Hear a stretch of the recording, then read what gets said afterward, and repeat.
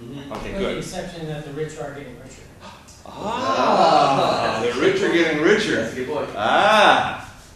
Is this a good time for you to start a business? Yes. Well, I've always thought about it. You've always thought about it. So you decide you'll take a class and figure out what to do to start a business. Yeah. Okay, good. Good time for you to start a business? Yeah, I guess I'm just. Why? What tells you that? What tells you that? I've got disposable cash. I think. And cash is necessary. Disposable cash is necessary to start a business. Okay, good. Good. No, go ahead. I'm sorry. I didn't mean to interrupt you. And I guess just from some of the markets that I've been able to expose myself to, I guess if I'd say, depending on what you're selling, if you can find a niche market, and if you got a niche market that will buy, then it could be good. I think that's part of it, is just finding those matches. Okay, good. Good. Keep all the pressure. My name is John Wiley Spires. If you ever meet me, you can just call me John. If you complete this course, you will know you can start a business. You will know when the time is right. You will know where your business should be located. You will know why you are in business. The first thing you will learn in this course is you will know who your customers are. What hesitations and fears you have now will go away. They will be replaced with two clear notions. The customer is the most important thing in business, and getting the product or service right will be the hardest work. These are two sides of the coin that goes into your pocket. Many of the beliefs you now have about business will change, which can be painful, but at the same time you'll be reminded of your passions and how they can be rewarding. The course is free if I don't have to do anything. What I have done is write a book that captured from those masters of the business all of the how-to in starting and building a small international trade business. I put their knowledge down in a book. You can go to Google Books and read this book for free there if you like. Google will tell you the nearest library that carries the book. I hope this helps you. If you prefer to buy the book, you can do so on Amazon.com. Besides being self-employed in small business international trade, I'm an adjunct lecturer at San Francisco State University, and I have standing offers to lecture at various colleges. What I've done is tape these lectures and put them up on YouTube so you can watch my classroom lectures at no cost. Here again, if you prefer to own a DVD with class notes, you can buy that on Amazon too. So go to my website, johnspires.com, for more information. Now let's get back to class. What is it? One item that'll tell you, there's one thing you absolutely have to have if you're going to start a business. If you don't have it, you can't have a business. What is it? What do you need? Time. Cash, time, desire. Gotta have it or you can't start a business. Product.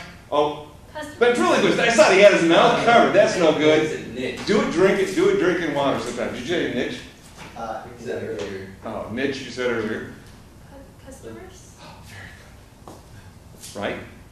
So customers, absolutely. Anybody want to challenge that idea that customers are the most important thing? Nobody wants to challenge that, right? If you don't have customers, all the money in the world doesn't do so. Okay, so customers is the thing, absolute thing. All right. Without customers, nothing else matters. With customers, and when you know who your customers are, all these things like money, what to do with your time, how to approach it, all that becomes just simply of following what the customers need, taking care of the customers. During the next 6 weeks, one of the things we'll do here and there is we'll jump into exporting, because exporting is just the flip side, the reverse of importing. So when you come out of this, you're going to know both. But I'm going to use as the frame of reference, for clarity's sake, importing. So if you're going to import, you propose to sell in the United States. Your customers are in the United States. Your supplier is overseas. Okay, and exporting is the reverse. Okay, so we sell products that we want to whoever we want. And finding those customers is going to be job number one. We don't want to do anything until we find those customers. Now, those customers can be people we find selling door to door. We can sell to them over the internet. We can open up a retail store, a mail order catalog. What else can we do? Anything we want. Okay? Now, every one of those ways of finding customers has a problem. We sell to GM, we do what we want. All those have a problem in as much as you gotta buy the merchandise first. Even if you're selling on eBay or you're selling on Amazon, you have to buy the merchandise first, and then you gotta hope it sells.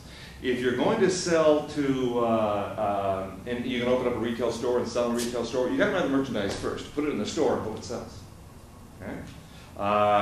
Door to door, you gotta have the merchandise there. So the problem with that is you're taking a risk. If you first buy the merchandise before you have customers, then you run the risk of what if this stuff doesn't sell. Now that might not sound like any big deal, but it is. So you may think, oh, this stuff is great.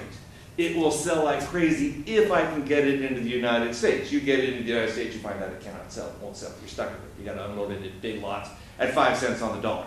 So that's no good. Is there a way of selling it first?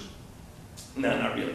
There's a way, though, of mitigating any risk by first getting orders from customers in the United States. Okay? And, in fact, getting enough orders to cover the supplier's minimum. If you're going to import from overseas, your supplier will have a minimum order requirement of X. One $10,000 machine. So you got to go find a customer in the United States for one $10,000 machine. Or 5,000 $2 items. Well, whoever your customers are, I imagine one customer does not want 5,000 $2 items. So maybe you need 50 customers at 100 each for the $2 items. So then that way you've got enough customers to cover the supplier's minimum. Job number one there is to get that supplier's minimum covered with orders in the United States. Well, how do you do that? How can you get orders first? Okay? When we get an order in the United States is a contract for an event. The contract is legally binding on the buyer and the seller. So if I get an order from an entity in the United States, a company, they give an order to me, I'm legally obliged to deliver those goods per the contract, per the order. They're legally obliged to buy it under the Uniform Commercial Code of the United States. So it's legally binding on both parties. All right. So those entities would be businesses. So we're talking business to business strategy here. So selling to, not selling on eBay, not selling on Amazon, selling to Amazon. You're a vendor to Amazon. You pack up big shipments, you send a shipment to Amazon, they put them in their warehouses and they ship. You sell to retail stores, okay, or you sell to General Motors, or you sell to Starbucks. As a matter of fact, I'm going to call this milestone number 3. We haven't covered milestone number 1 or number 2 yet. Those come up later, but milestone number 3 is our goal.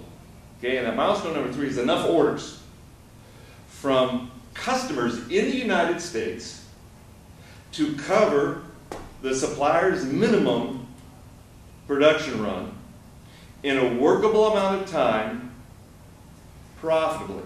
So let me unpack that. The orders, you understand that, enough orders, whether it's 1 order or 500 orders, whatever it is to cover the supplier's minimum. So you get that in advance. But that advance has got to be a workable amount of time. How long will the customers in the United States wait?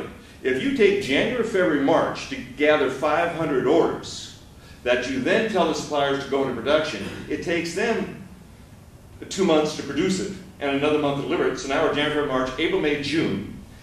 You got a warehouse and ship it out. So the orders you're taking January, February, March, you can't possibly ship until July. Then you have to tell people that as you're taking the orders, delivery dates in July, in January, February, March. They have to be willing to wait that long. Okay, that's workable amount of time. Now, does that sound scary, trying to get people to wait for goods? Depends on the goods. Okay, how long will people wait for a book, a John Grisham book? Well, they order way in advance for those Harry Potter books. They will order, months to months in advance for those books. Microsoft software, you got to wait 6 to 8 years, and we're still waiting for a version of Windows that works, right? It depends on the customers. You'll find out from the customers, because the only thing that matters in this business is what? Pop quiz? There you go. The indoctrination will be gentle and easy. Okay, customers, that was easy. Okay. 'Cause I've got my strength, and it don't make sense not to keep on pushing.